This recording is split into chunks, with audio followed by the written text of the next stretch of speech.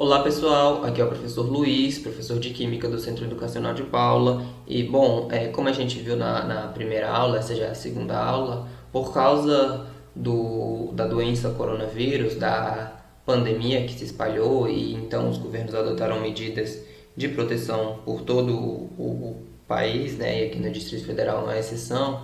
Então, por causa dos decretos, a gente continua com as nossas aulas à distância e, bem, esse é mais um vídeo sobre a unidade 1. A gente agora vai continuar estudando mais ou menos a história da química. A gente vai pegar uma outra parte da história da química, uma continuação daquilo que a gente estava vendo antes, não é? O que a gente vai estudar agora? O átomo. Bem, vamos fazer um resumo do que é química, do que foi falado na aula 1. A gente viu que o conceito de química ele se dedica ao estudo da matéria, levando em conta a composição e as reações e as transformações que a matéria apresenta. As matérias apresentam transformações o tempo todo, como por exemplo um portão de ferro enferrujado ou a, a esponja de aço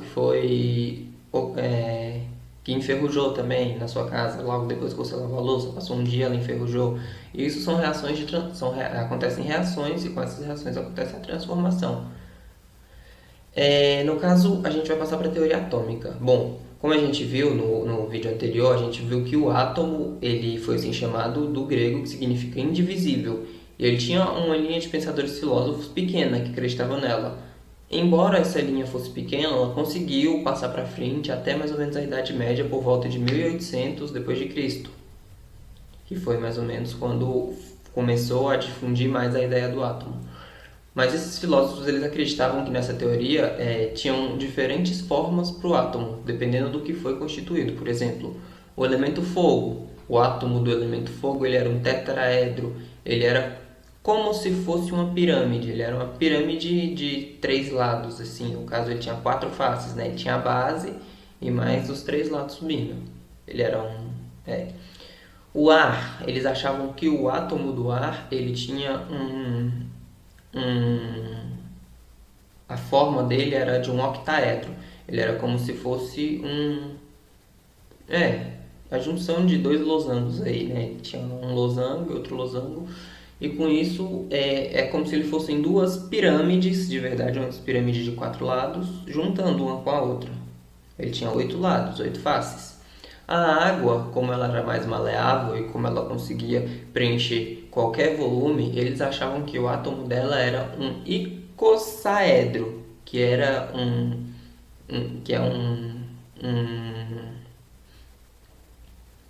objeto que tem 20 lados diferentes, né? Ele é um objeto que tem 20 lados diferentes. Enquanto a Terra era mais firme, ela conseguia se prender melhor, ela tinha a forma de um cubo de 6 lados.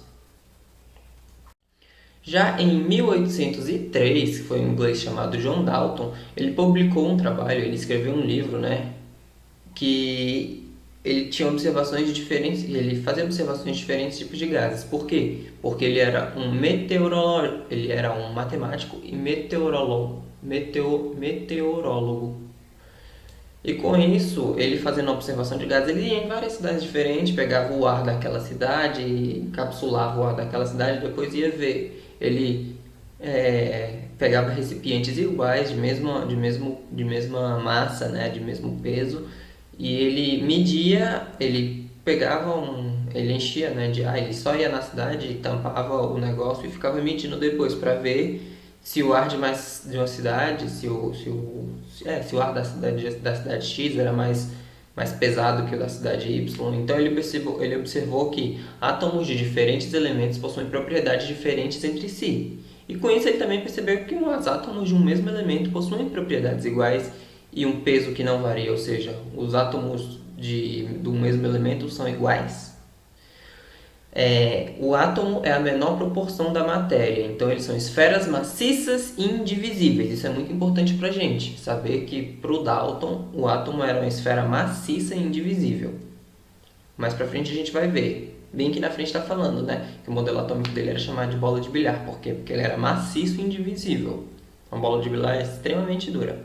Bom, nas reações químicas, os átomos permanecem inalterados, ou seja, quando acontece uma reação de transformação, uma reação em cadeia, uma reação química, os átomos vão continuar iguais. O que vai modificar é como eles interagem entre si.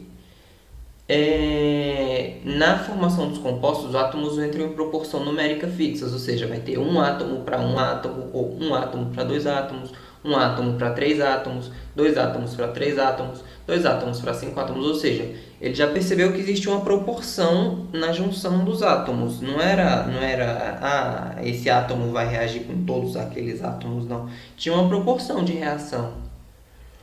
A massa total de um composto, ou seja, a massa total de um corpo, ele é igual à soma das massas dos átomos dos elementos que constituem ele. Ou seja, para o Dalton, John Dalton, a gente fala de modelo atômico de Dalton, não é?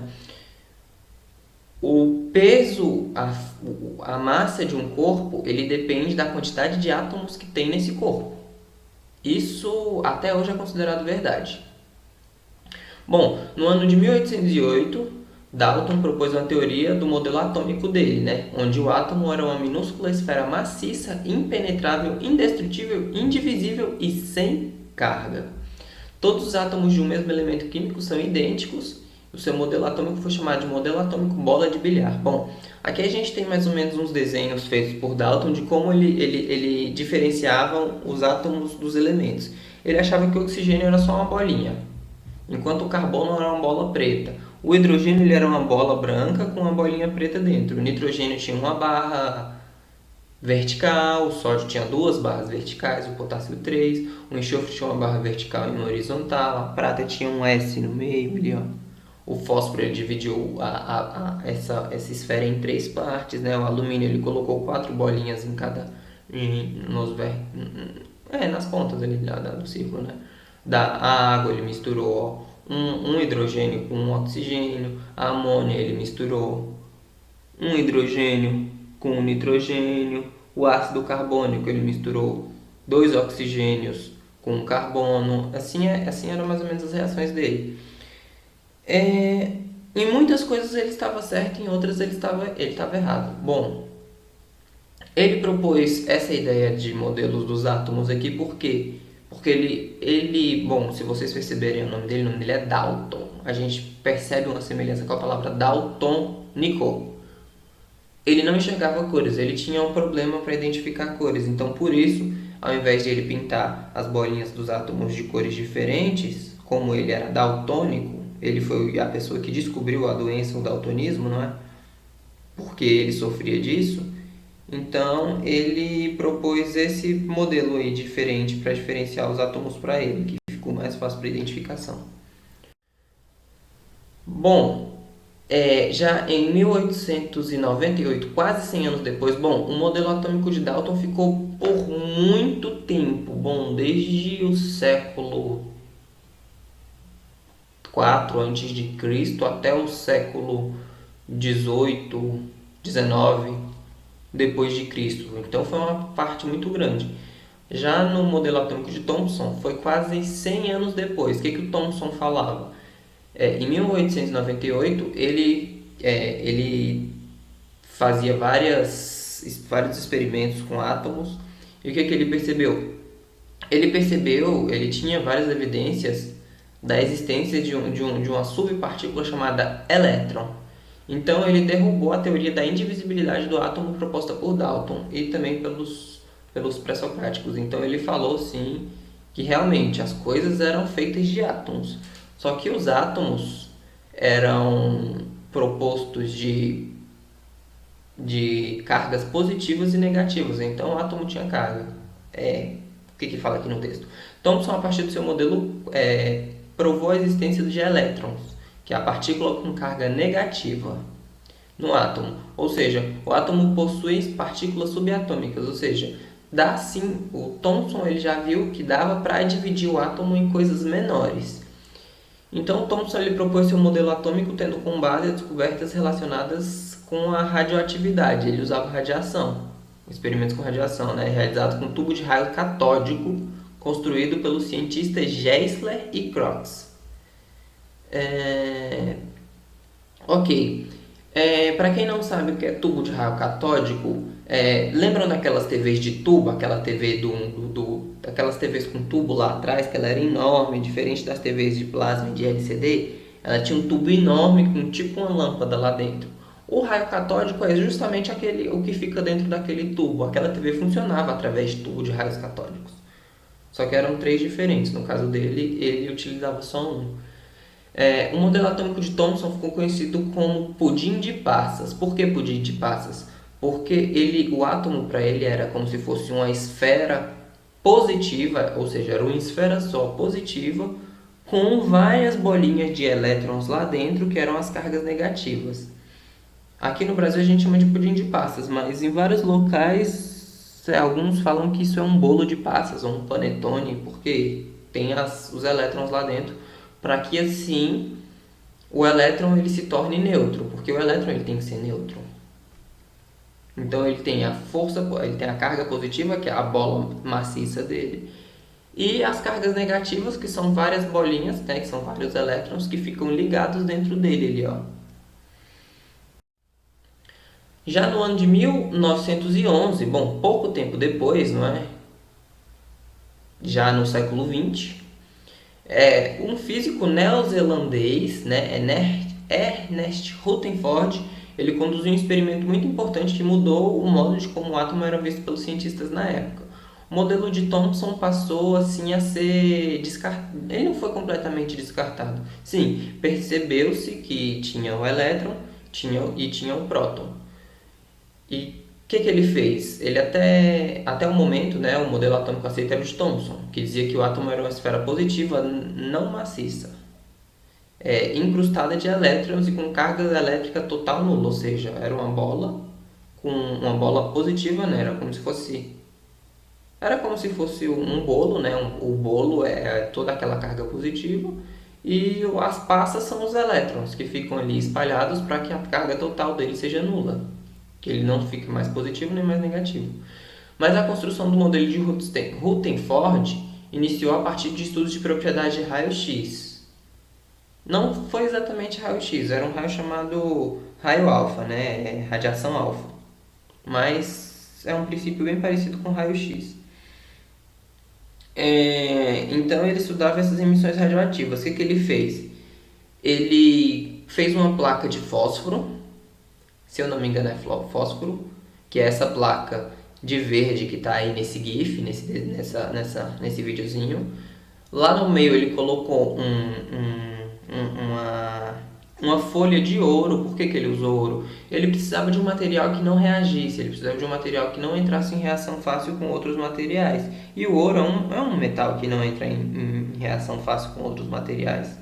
Ele é bem difícil de reagir. Aí dentro daquela bolinha azul, dentro daquele cubo azul ali, ele colocou. Aquele cubo azul era feito de chumbo, para que a radiação não espalhasse para todo local. E com isso, dentro desse tubo de chumbo, ele colocou polônio. Polônio é uma pedra radioativa. E com isso, ele começou a emitir radiação através de um buraco, né, um feixe, pela folha de ouro. E o que ele percebeu? Ele percebeu que os átomos, a maior parte atravessava reto, exatamente reto, como a gente consegue ver no desenho aqui, ó. Ele bate nessa parte aqui, lá na ponta do negócio, né, exatamente indiferente, a maior parte ela atravessa, mas em alguns momentos ele sofre alguns desvios. Bom, a gente pode ver que existe um segundo momento aqui nas pontas, nessa parte aqui, que ele faz desvio tanto para a direita como para a esquerda, significa que essa radiação ela está batendo em algum local e está desviando. E um terceiro ponto é que ela está batendo em algum local e em vez de desviar para frente, ela volta para trás e bate em alguns locais atrás da folha de ouro. Ou seja, o átomo ele tem um espaço vazio que faz com que essa radiação atravesse, mas ele também tem espaços que tem matéria, e essa matéria está fazendo sofrer um desvio dessa radiação, fazendo com que ela acerte tanto em partes laterais, como ela bate e volta nessa folha de fósforo. Eu não me lembro bem, eu acho que é fósforo. E assim ele consegue determinar essas marcas. Esse modelo atômico dele ficou conhecido como modelo planetário. O que ele falou? Que no meio ele tem uma massa que é positiva, né, que é o meio do átomo, o núcleo do átomo ele é positivo, que ele comparou ao nosso Sol. O nosso Sol ele é muito grande, né, e os planetas giram em volta dele. Então ele colocou os elétrons como se fossem os planetas girando em torno do Sol. Então o meio do átomo, o centro do átomo ele é positivo e ele tem uma massa muito maior do que a do elétron, que é negativa e fica girando em torno do átomo. Pouco tempo depois, 2 anos depois, o dinamarquês especialista em física atômica Niels Bohr, né, no ano de 1903, né, estabeleceu um modelo atômico que é usado até os dias atuais, ou seja, de 1913 até 2020, que é o ano que a gente usa o modelo atômico de Bohr. Bom, o Bohr ele começou admitindo que um gás emitia luz. Professor, um gás emite luz? Sim. As lâmpadas fluorescentes que a gente usa, né? Elas são lâmpadas de gases, elas emitem luz. Continuando. Emitia luz quando uma corrente elétrica passava nele. Isso explica pelo fato de que os elétrons em seus átomos absorvem energia elétrica, depois a liberam em forma de luz. Ou seja, ele percebeu, no estudo dele, ele falava que os átomos ele absorviam a eletricidade, essa carga, e com isso ele emitia essa carga de volta, liberando luz. E com isso ele deduziu que um átomo ele tem um conjunto de energia disponível para os elétrons dele. Ou seja, a energia de um elétron em um átomo ela pode ser quantizada, ou seja, dá para medir essa energia. E esse conjunto de energia quantizada mais tarde foi chamado de níveis de energia.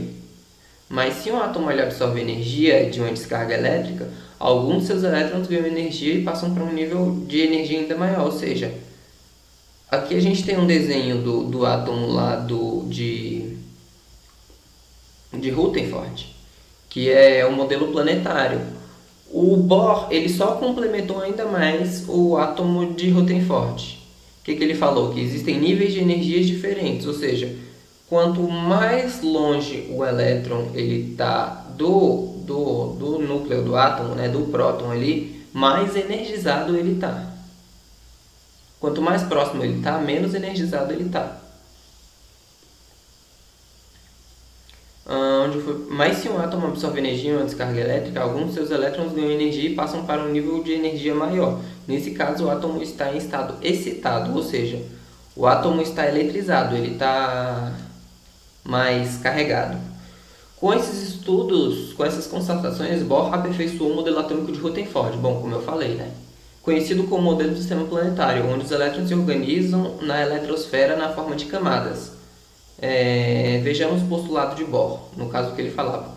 Os elétrons são distribuídos em camadas ao redor do núcleo. Admite-se a existência de 7 camadas eletrônicas. Até hoje a gente estuda essas 7 camadas eletrônicas, que são designadas pelas letras maiúsculas K, L, M, N, O, P e Q.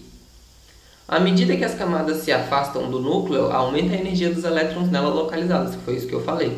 Quanto mais longe o elétron fica do próton aqui, fica da carga positiva do átomo, quanto mais para a camada mais fora ele for, mais energizado esse elétron está. Professor, quantos átomos diferentes existem? Bom, essa aqui é uma tabela, né, que se chama tabela periódica, e ela contém os átomos conhecidos pelo homem. A gente pode ver que o hidrogênio ele é do grupo 1, né, período 1. Na verdade, ele não tem família. Enfim, o hidrogênio, quantos elétrons e quantos prótons eu tenho em um determinado átomo? Bom, o próton e o elétron a gente vê ele pelo número que ele está. Por exemplo, o hidrogênio ele tem o número 1 aqui na ponta, significa que ele tem um próton e um elétron. O hélio tem 2 aqui, ó, He, tem 2, ele está no número 2, ele tem 2 prótons e 2 elétrons. O lítio, ele está no número 3, ele tem 3 prótons, 3 elétrons, berílio, assim por diante. O número que ele tem aqui na ponta, um número no desenho falando qual é o número atômico dele, é o número de prótons e elétrons que ele tem. Lá embaixo a gente vai ter um númerozinho que se chama peso atômico, né? Ou número de massa do isótopo mais estável. Significa que é, é mais ou menos o peso é mais ou menos o peso dele em unidade,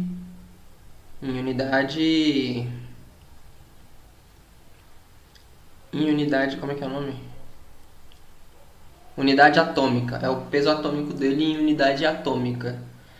Isso não é muito importante para a gente agora saber calcular a unidade atômica. A gente só precisa saber que o número em que ele está, por exemplo, o número que ele tem, né, o número atômico dele é a quantidade de prótons e de elétrons que ele tem. O símbolo químico dele vai definir, né, vai falar o nome dele, né, por exemplo, o hidrogênio, o símbolo químico dele é H, o potássio, o símbolo químico dele é K, o cálcio, o símbolo químico dele é Ca.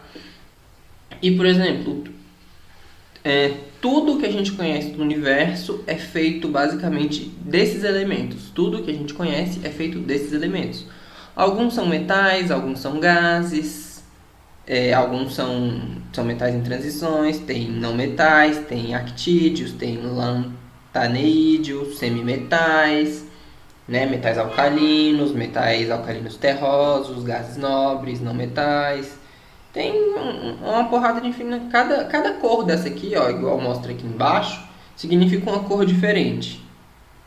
Por exemplo, o hidrogênio. O hidrogênio é o que? Ele é um não metal. Na verdade, o hidrogênio está mais para um gás. Enfim, o carbono, o nitrogênio, o oxigênio, fósforo, enxofre, selênio, aqui, ó, todos no canto de cá. Número 6, 7, 8, 15, 16 e 34. Ó, todos eles são não metais. O oxigênio a gente consegue encontrar ele em forma de gás, né? Mas naturalmente.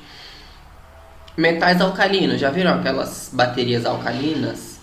Então, elas são feitas com esses metais. Pode ser lítio, sódio, potássio, rubídio, césio ou frâncio. Ó, césio. Quem já ouviu falar sobre o césio 137? A história do Césio 137 lá em Goiás foi um desastre que aconteceu com esse elemento químico, o césio. Ele é radioativo. Tem também o urânio. Onde está o urânio? Ele tem o símbolo de U.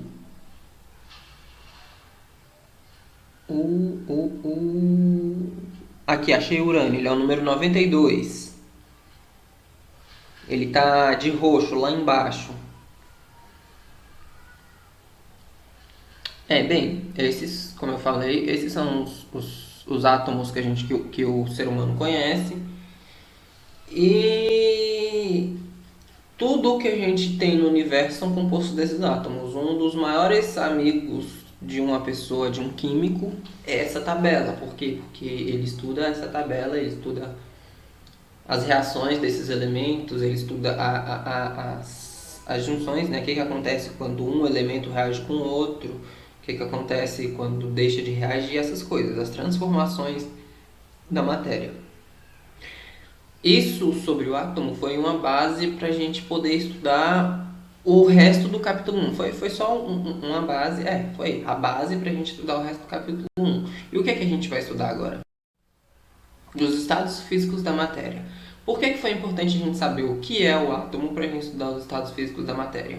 Porque os estados físicos da matéria dependem, para ensinar, para você entender o estado físico da matéria, você tem que entender o átomo. Por quê? Já vou te explicar. Quais são os estados físicos da matéria? O sólido, o líquido e o gasoso. Sólido, líquido e gás são os três estados físicos da matéria. Existem outros estados, porém a gente não vai abordar eles. Ok.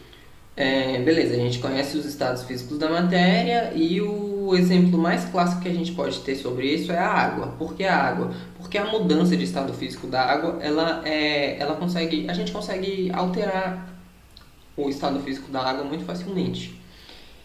E ó, essa figura aqui abaixo, né, ela mostra os estados físicos, mostra as mudanças, né, que acontece com a substância que faz com que o estado físico se altere. Primeiro, o sólido. Vamos falar sobre o sólido. O que é o sólido? O sólido, ele é... o sólido, ele é... Como é que eu posso explicar? Os átomos do sólido, eles estão muito próximos uns aos outros, eles estão se ligando, eles estão muito bem ordenados para que assim possa existir o sólido. E com isso, esses átomos, eles deixam a coisa palpável, ela endurece, ela enrijece. O sólido, então, significa que os átomos, eles estão tão próximos e tão organizadinhos, tão arrumadinhos, que é difícil que você não consiga, que ele não se torna maleável, que essa substância não se torna maleável, ela se torna dura, ela se torna enrijecida, ela fica dura. Então isso aqui é o sólido. O sólido são os átomos da água, são as moléculas da água no caso, né? Porque o que é a molécula? A molécula é uma junção, é a junção dos átomos.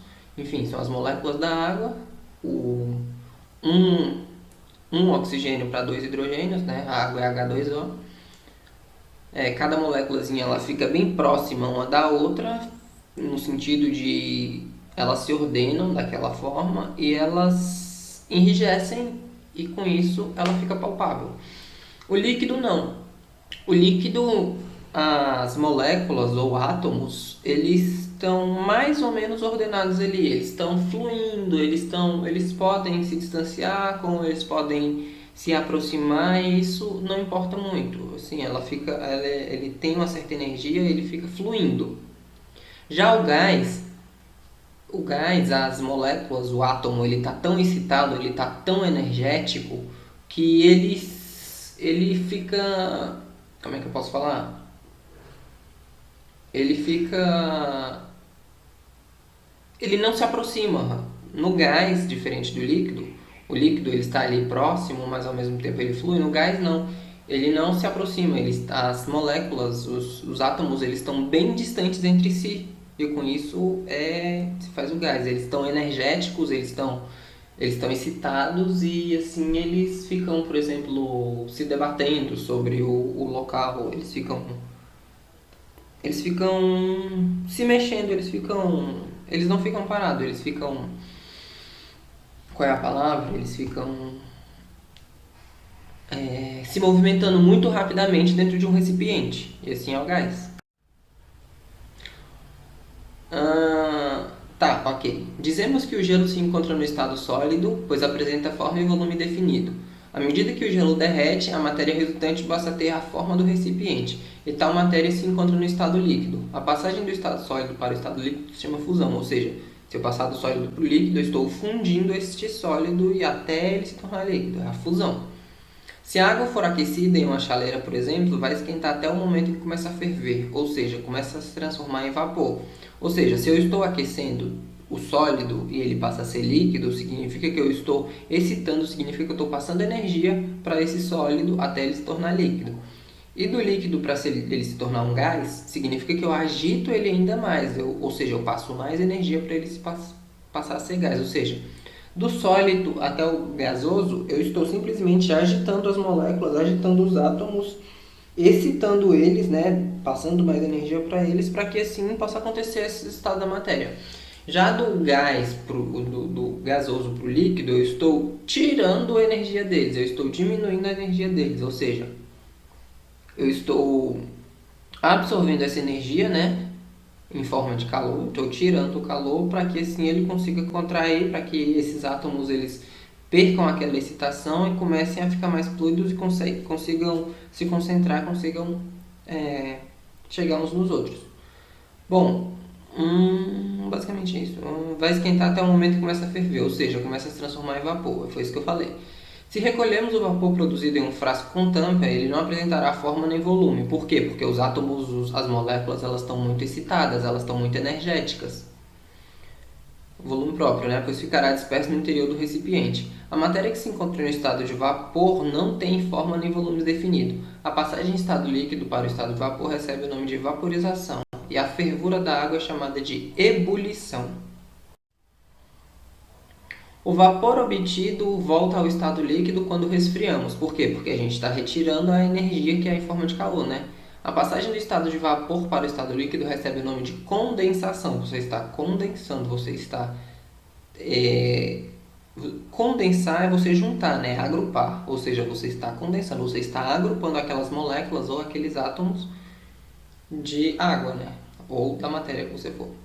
Se dermos continuidade ao processo de resfriamento, o líquido passa a sólido, mudança de estado conhecido como solidificação. A solidificação é você está juntando ainda mais esses átomos, ainda mais essas moléculas, até elas ficarem tão próximas que elas enrijecem esse produto, né?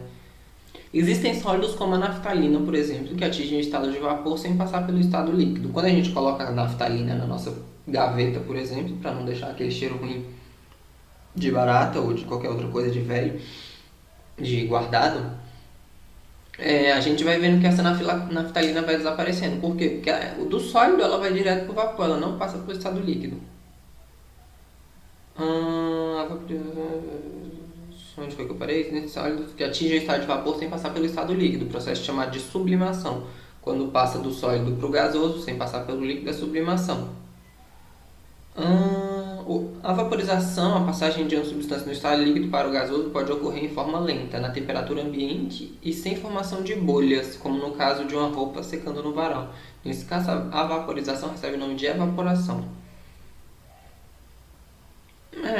Basicamente, quando a gente estende uma roupa, a água evapora. Quando a gente lava a roupa e depois estende, a água evapora e não ferve, né? É o tempo que leva, ou seja, ele vai retirando a umidade da roupa e essa umidade vai indo para o ar e essa passagem se chama evaporação. Está evaporando a água.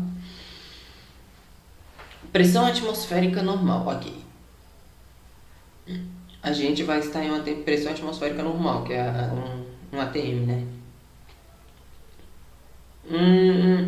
Nesse recipiente a gente tem aqui um frasco com gelo, né, e um termômetro que está marcando 0 graus Celsius, e um frasco que esse gelo derreteu, que a água está chegando de 0 graus Celsius até 100 graus Celsius. Vamos ler o que está escrito.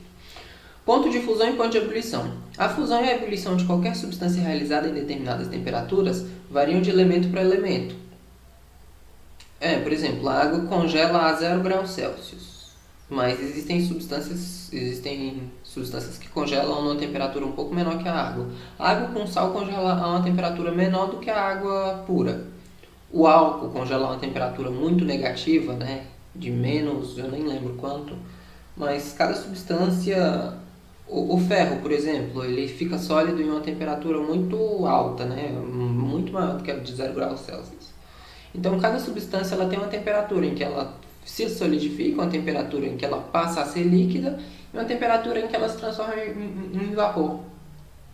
Em vapor não, em gás. Vapor e gás são diferentes, mas, bom, a gente está estudando como se fosse a mesma coisa. A mais conhecida temperatura de fusão e de ebulição é a da água. Veja na imagem, o gelo começa a derreter a 0 graus Celsius, ou seja, a temperatura do gelo pode estar muito menor do que a de 0 graus Celsius, só quando ele atinge 0 graus Celsius, esse gelo vai começar a derreter.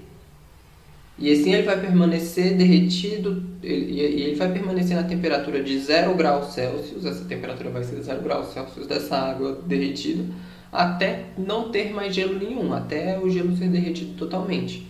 Quando o gelo tiver derretido totalmente, a água vai atingir a mesma temperatura.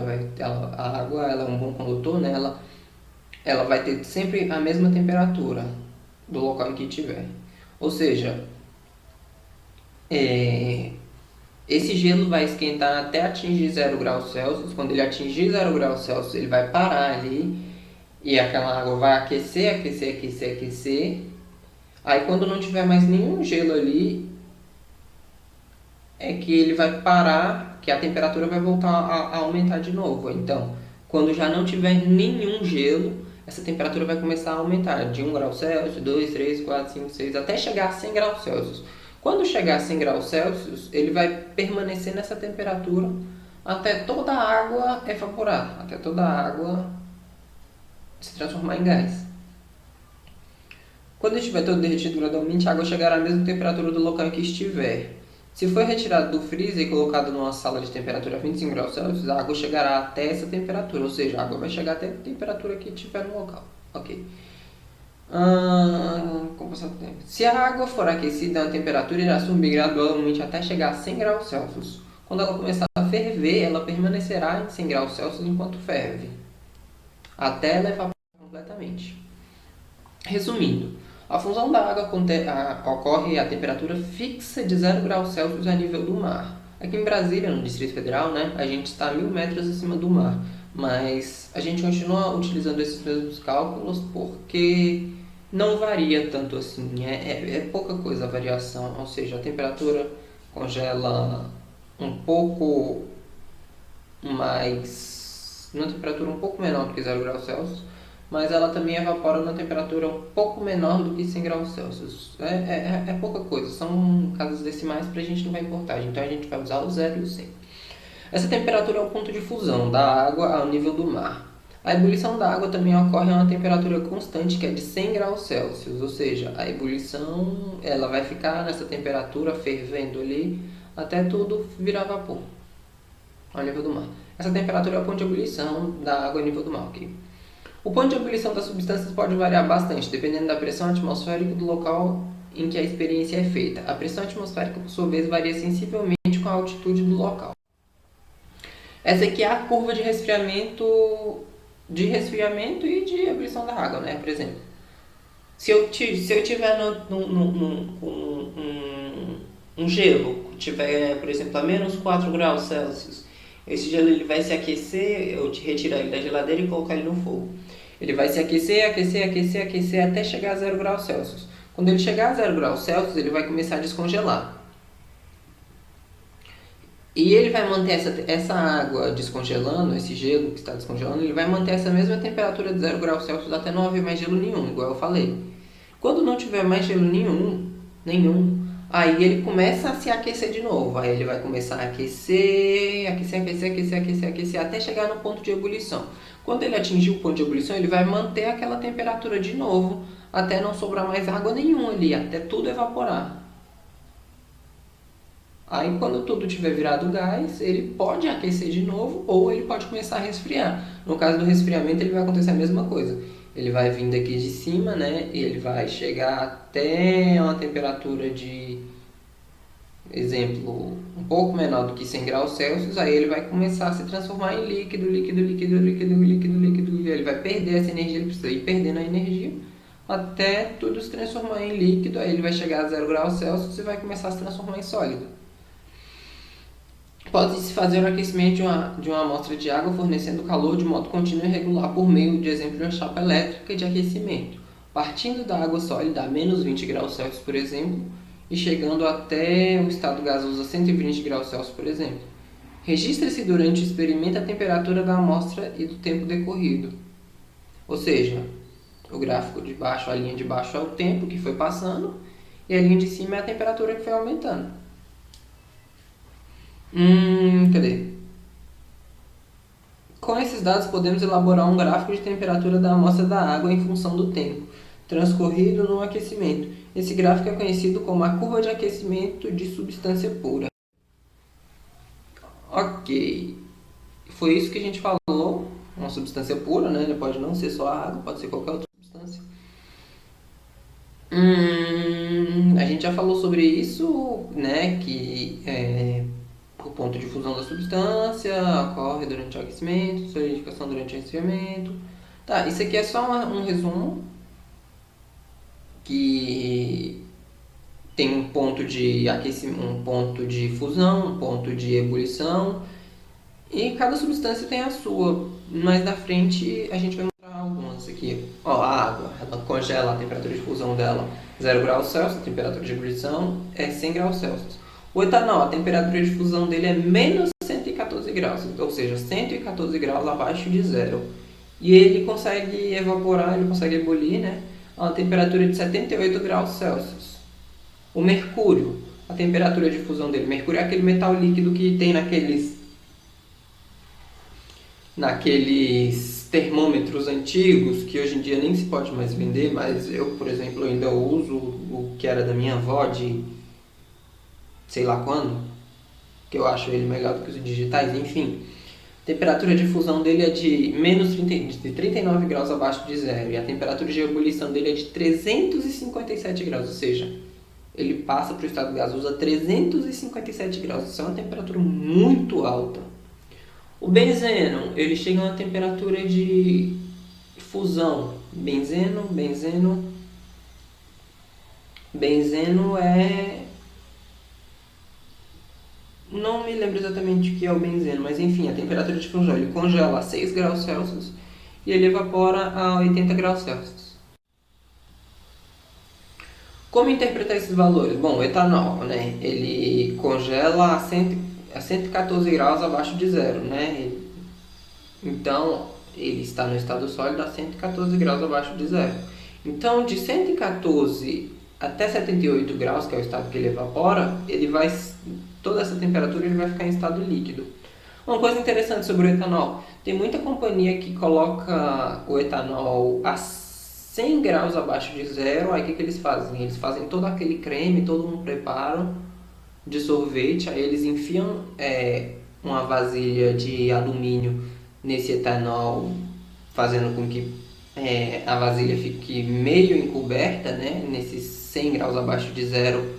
Aí ele congela o sorvete rapidamente e eles retiram, eles usam o etanol para isso. E tem muita gente que também, lá em estados que são frios, eles colocam um tipo de etanol dentro misturam com a água do carro para que a água não congele, né? Que a água congela a menos 0 graus Celsius. É muito difícil um país conseguir chegar até menos 114 graus Celsius. O mercúrio, a temperatura do mercúrio, ele congela a menos 39 graus Celsius, né? E ele vai evaporar a 357 graus Celsius. Então, de menos 39 graus Celsius até 357, ele vai passar para o estado, ele vai estar em estado líquido. E assim os outros materiais também vão acontecer. O ponto de fusão é uma temperatura na qual ocorre a mudança de estado de sólido para o líquido. Pode ser tanto líquido para sólido como sólido para o líquido. E para determinar um ponto de fusão de algumas substâncias, tem uma técnica do tubo de Thiele. As substâncias puras, elas fundem-se a temperatura constante, já as impuras, que são as misturas, não apresentam um único ponto de fusão definido, e sim uma faixa de fusão, que será tanto maior quanto mais impurezas contiverem na substância. Ou seja, quanto mais misturado for um determinado líquido, mais difícil vai ser para definir. Ele vai congelar aos pontos, por exemplo, aonde tiver determinados elementos vai congelar primeiro, aí outros elementos congela depois, né? Isso vai acontecer. A tabela abaixo mostra os líquidos mais comuns utilizados como banho, né? Os valores dos pontos de fusão são encontrados na tabela abaixo. Foram determinados a pressão de 1 atm. 1 atm é a pressão atmosférica normal, que a gente estuda. O líquido de banho significa que vai fazer banho-maria, ou seja, tem muita gente que faz banho-maria com água. Já em laboratório, tem gente que faz banho-maria com glicerina. Aquela glicerina que a gente compra que passa na mão, ele é um tipo de etanol, ele é um tipo de álcool. Enfim, tem o ácido sulfúrico também. Tem gente que faz banho em ácido sulfúrico. E tem gente que faz banho em óleo de parafina. O ponto de fusão da água é de 0 graus Celsius. O da glicerina é de 17,5. A glicerina está num estado, ele não é líquido, ele está no estado de plasma, ou seja, quando ele chegar a 17,5 graus, ele vai chegar a uma temperatura líquida mesmo, né? O ácido sulfúrico, a 10 graus, ele já está em estado líquido, e o óleo de parafina ele tem que atingir 16 graus para estar em estado líquido. O ponto de ebulição, né, que evapora. A água ela evapora a 100 graus Celsius, já a glicerina ela evapora a 290 graus Celsius. O ácido sulfúrico evapora a 295. Ácido sulfúrico, se eu não me engano, ácido sulfúrico é a solução de bateria, para quem não sabe, viu, gente? E o óleo de parafina, ela evapora, né, o ponto de ebulição dela é 287,5 graus Celsius. Então, como o ponto de ebulição da água vai até 100 graus, então ele é usado para medir como banho, né, como mistura ali, ele pode ser usado até 95 graus Celsius. A glicerina é usada até 150 graus Celsius. O ácido sulfúrico até 220 e o óleo de parafina até 250, porque depois disso a temperatura aumenta rápido e ele já começa a evaporar. O ponto de ebulição, a temperatura de ebulição, é a temperatura em que a substância passa do estado líquido para o estado gasoso. Bom, a gente já falou sobre isso, né? Tá. É basicamente isso. Isso é um resumo do ponto de fusão. Ok. Matéria. Vamos falar agora sobre a matéria. O que é a matéria? Bom, vamos pegar o exemplo aqui. A mesa, a cadeira, a nossa roupa, nosso organismo são exemplos de matéria. Do ponto de vista científico, matéria é tudo aquilo que tem massa e ocupa lugar no espaço. Presta atenção nisso. Matéria é tudo aquilo que tem massa e que ocupa lugar no espaço. Ah, professor, então o ar é matéria? Sim, o ar é matéria. Por quê? Porque vamos definir como matéria tudo aquilo que tem átomos. Tudo que tem átomo é matéria. Então, basicamente, tudo é matéria. Ah, professor, e o que não tem massa e nem ocupa lugar no espaço? O vácuo. Só. A massa é um corpo, a massa de um corpo é uma grandeza. Grandeza é tudo aquilo que podemos medir. Associada à inércia desse corpo, ou seja, quanto maior a massa de um corpo, maior a dificuldade de colocar esse corpo em movimento ou, de uma vez em movimento, fazê-lo parar. O primeiro passo para determinar a massa de objetos é escolher um padrão. O padrão de massas mais conhecido e utilizado é o quilograma, simbolizado por kg, né? Que é o quilograma, que é o que a gente costuma medir na farmácia, naquela balança. A gente não mede nosso peso, a gente mede a nossa massa. Peso e massa são diferentes. Se uma pessoa falar, ah, professor, o meu peso é de 50 quilos. Não, seu peso não é de 50 quilos. Peso é uma grandeza vetorial, ela é uma força. O peso, ele é a massa, que é o que a gente mede na balança, vezes a gravidade, que é a gravidade do nosso planeta, que a gente costuma calcular como 10 metros por segundo ao quadrado. Ou seja, o seu peso é, por exemplo, você foi lá na balança e viu que a sua massa é de 60 quilos. A nossa gravidade é de 10 metros por segundo ao quadrado. Então, o seu peso é de 600 newtons. Enfim, vamos voltar para aqui.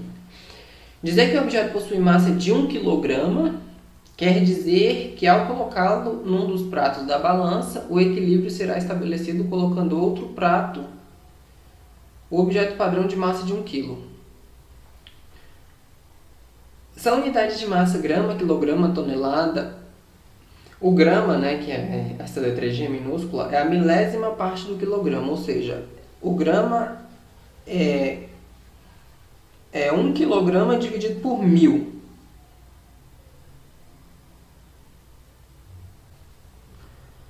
A tonelada equivale a 1000 kg, ou seja, tonelada é igual a 1000 kg. Existem outras unidades também, existe o arroba, existem outras unidades, a libra, o arroba e uma infinidade aí que a gente não costuma utilizar aqui no nosso país.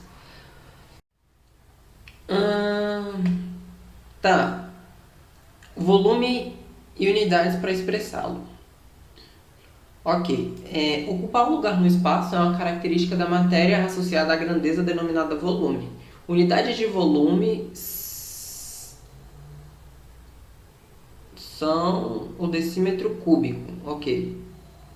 Unidades de volume são decímetro cúbico, né? Que é decímetro, dm elevado a 3. Tá com 3 aí, mas na verdade é um elevado a 3. O litro, 1 decímetro cúbico é igual a 1 litro. O centímetro cúbico, né, é igual a 1 mililitro. E o metro cúbico, e também tem o metro cúbico. Só falando aqui, 1 decímetro cúbico é igual a 1 litro. 1 metro cúbico são iguais a 1000 litros. E 1 centímetro cúbico é igual a 1 mililitro. Ok. O decímetro cúbico é o volume de um cubo cuja aresta, cada lado, né, mede 1 decímetro, ou seja, cada lado desse cubo mede 10 centímetros. Essa unidade é equivalente a 1 litro. 1 decímetro cúbico é igual a 1 litro. Logo, 1 decímetro cúbico é igual a 1 litro, que são iguais a 1000 centímetros cúbicos, que é igual a 1000 ml. 1 centímetro cúbico é igual a 1 ml, né? 1 mililitro. E 1 metro cúbico são iguais a 1000 litros, que é igual a 1000 decímetros cúbicos. Isso é uma unidade que depois eu vou fazer um gráfico e vou colocar no Moodle.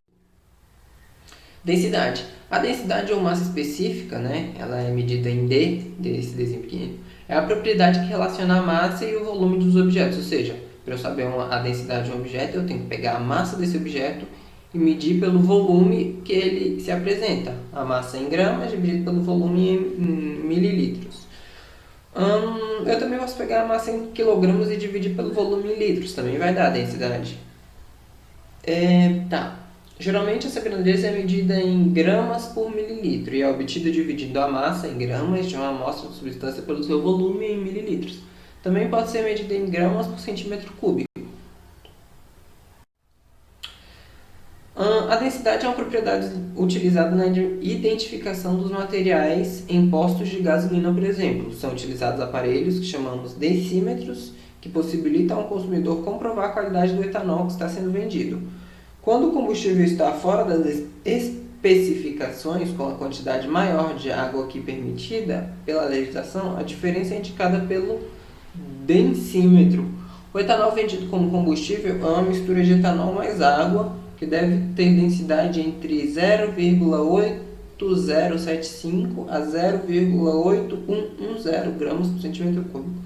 Já o etanol puro possui densidade igual a 0,79 gramas por centímetro cúbico, enquanto a água tem uma densidade de 1 grama por centímetro cúbico, ou seja, a densidade da água é 1. O interessante sobre a água. A água é uma das substâncias que ela é considerada padrão, basicamente, de todas as ciências, porque pode perceber que a gente usa a água para definir a temperatura de um determinado local, porque, por exemplo, o cara que inventou a temperatura em Celsius, eu esqueci o nome dele, ele definiu a temperatura que a água congela como 0 graus Celsius e a temperatura que ele congela para a água ser... a temperatura que ela evapora para a água ser 100 graus Celsius. Então, com isso, ele inventou a escala em Celsius dele.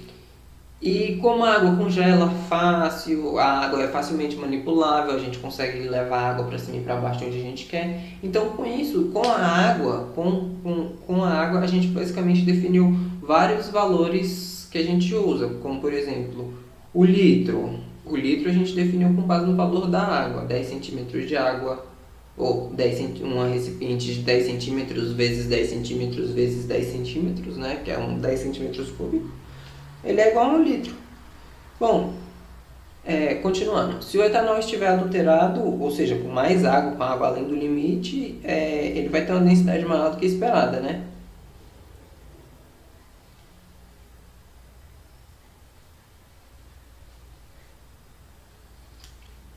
Ok, vamos pensar aqui. Determinação da densidade de substâncias sólidas, né? A massa é facilmente determinada através de uma balança. Para o volume a gente temos duas situações. Beleza, a massa a gente coloca na balança e pega a massa. Agora para o volume, o que a gente faz? A gente pega a altura, a largura e a profundidade do objeto, né? A gente multiplica a altura pela largura, a gente pega a altura, multiplica pela largura e multiplica pela profundidade. E é isso que é o cubo. Isso significa que o valor que der aí vai ser o volume que ele vai ter. Por exemplo, nesse exemplo aí que pega um recipiente de alumínio que ele tem 3 centímetros de largura, 1 centímetro de profundidade e 2 centímetros de altura. Tá, a ordem dos fatores não altera o produto. Aqui está escrito 2 centímetros de altura, 1 centímetro de largura e 3 centímetros de profundidade. Você vai multiplicar 2 centímetros vezes 1 centímetro vezes 3 centímetros. 2 vezes 1 vai dar 2. 2 vezes 3 vai dar 6. Ok, então eu tenho 6 centímetros. Centímetro vezes centímetro, centímetro ao quadrado, vezes centímetro, centímetro cúbico. o centímetro cúbico, né, ele tem o mesmo valor que o mililitro. Então, portanto, 6 centímetros cúbicos é igual a 6 ml. E na balança foi determinado que esse cubo de alumínio ele pesa 16,2 gramas. Ou seja, a gente vai pegar esses 16,2 gramas que pesa esse cubo de alumínio, que pesa não, a massa desse cubo de alumínio, né? Ele não pesa, ele tem uma massa de 16,2 gramas. Então a densidade dele vai ser esses 16,2 gramas dividido por 6 ml, né? 6 mililitros. Então, se você pegar e fizer esse cálculo na calculadora, vai dar 2,7 gramas por mililitros ou por centímetros cúbicos, tanto faz. Ou seja, a interpretação é que ele tem uma densidade de 2,7 gramas a cada centímetro cúbico, né? A cada mililitro de alumínio. Bom, se o sólido apresentar um formato irregular, né? Ok, o que a gente faz? A gente pega um recipiente graduado com volume conhecido de água, ou seja, a gente pega um recipiente com água e a gente joga esse recipiente, esse sólido que tem forma irregular lá dentro. Por exemplo, eu tenho um recipiente com 50 ml de água, ok? 50 ml de água.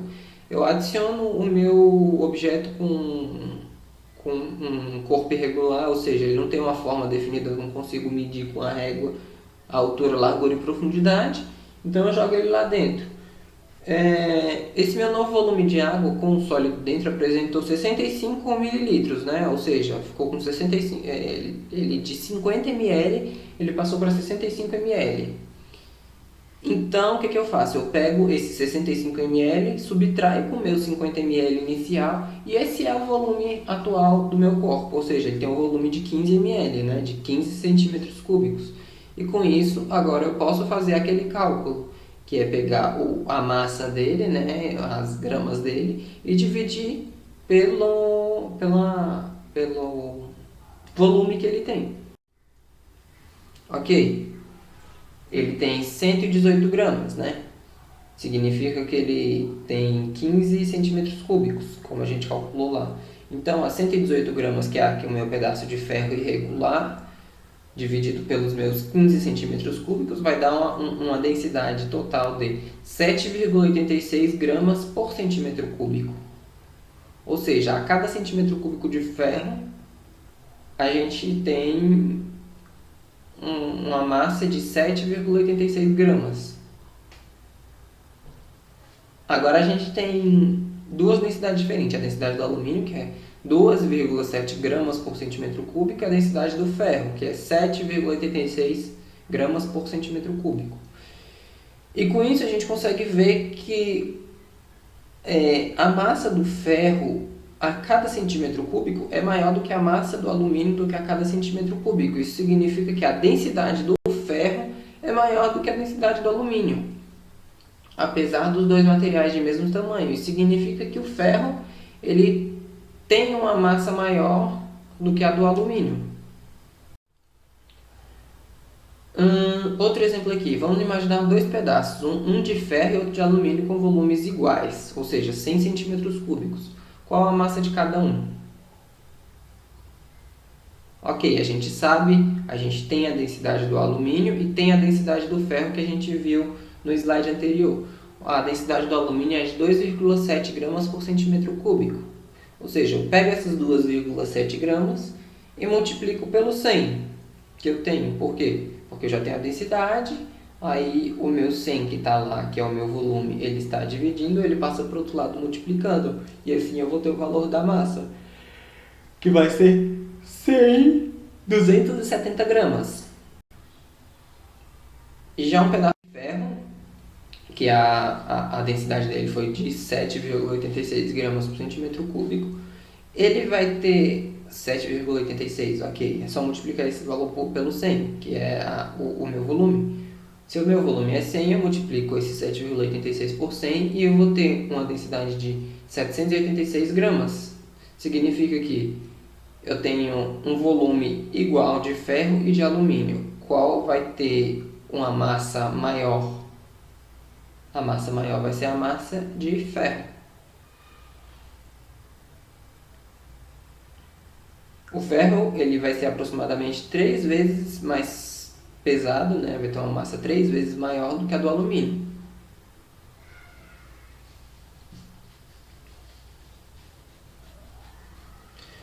Um salve, um ressalve ali, uma observação. É importante você lembrar que a densidade de uma propriedade ela é específica da matéria, ou seja, uma substância com uma densidade X, uma densidade, por exemplo, uma substância com a densidade de 2,7 gramas por centímetro cúbico, é só o alumínio.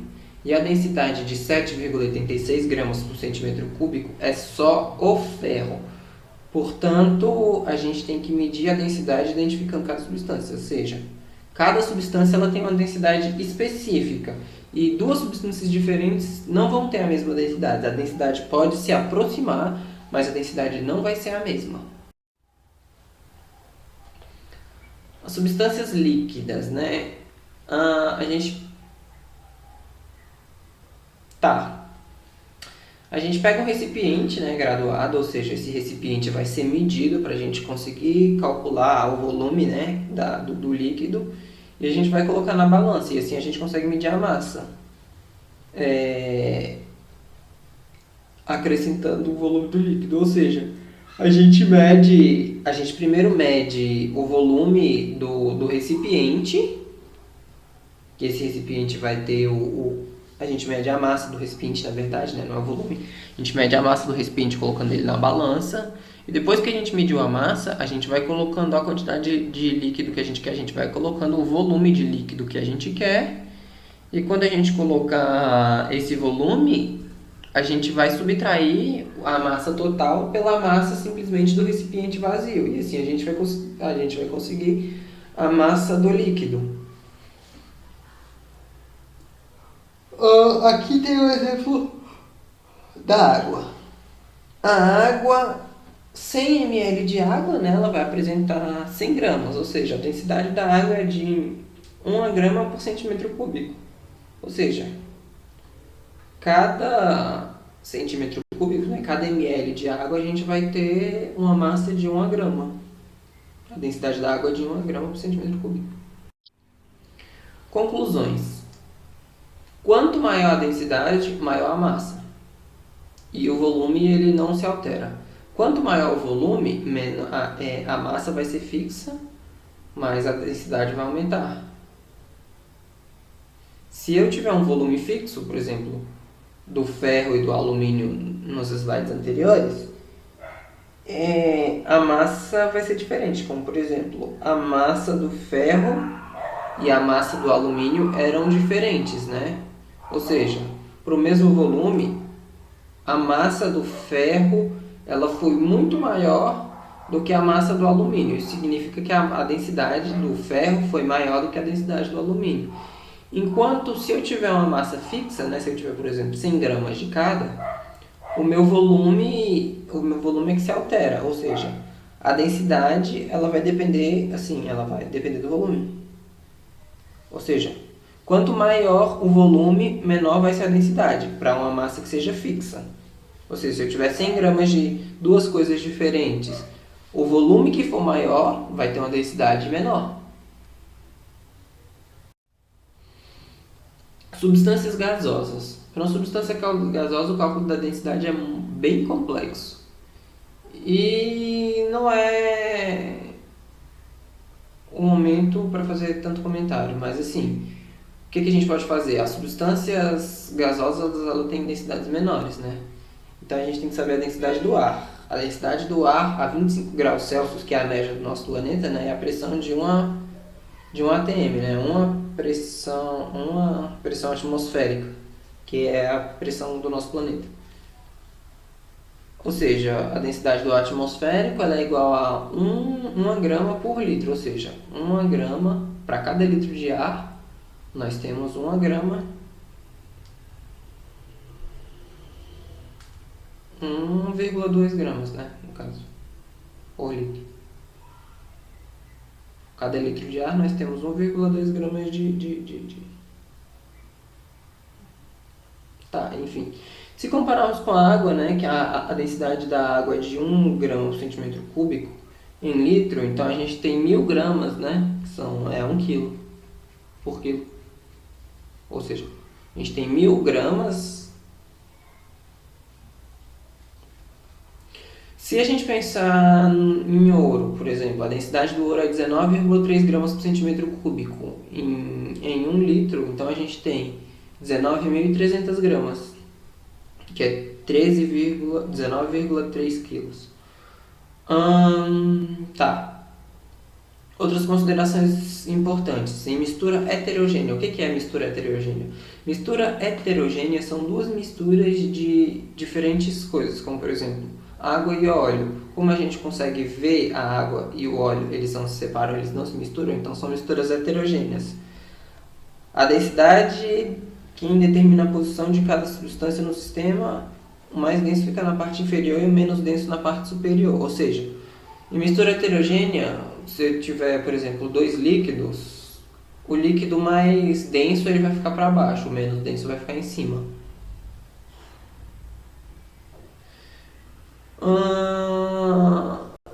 A gente sabe que a mistura de óleo e água ela é heterogênea, né? Sendo que a água fica na parte de baixo porque ela é mais densa e o óleo flutua porque ela apresenta uma densidade menor. Tá, ok. Aqui são alguns exercícios. Eu não vou responder esses exercícios hoje, eu vou responder esses exercícios e fazer uma planilha com esses exercícios e deixar no Moodle depois, ou se vocês quiserem, vocês me mandem mensagem. Tô deixando todos os slides, eu estou deixando os meus contatos, tanto o meu e-mail como o meu telefone ou o meu WhatsApp, para vocês tirarem dúvidas comigo. E é isso, ok? Aqui tem mais exercícios. Esses exercícios não estão tão difíceis, são os exercícios do livro. E bem, eu vou responder isso depois, eu não vou responder isso agora. Estes são os meus contatos, né? O meu e-mail, professor.luisprof.luiscn@gmail.com, e o meu WhatsApp, né? Que é 619-9638-9825. Para que vocês tirem as dúvidas comigo, para que assim fique tudo certo.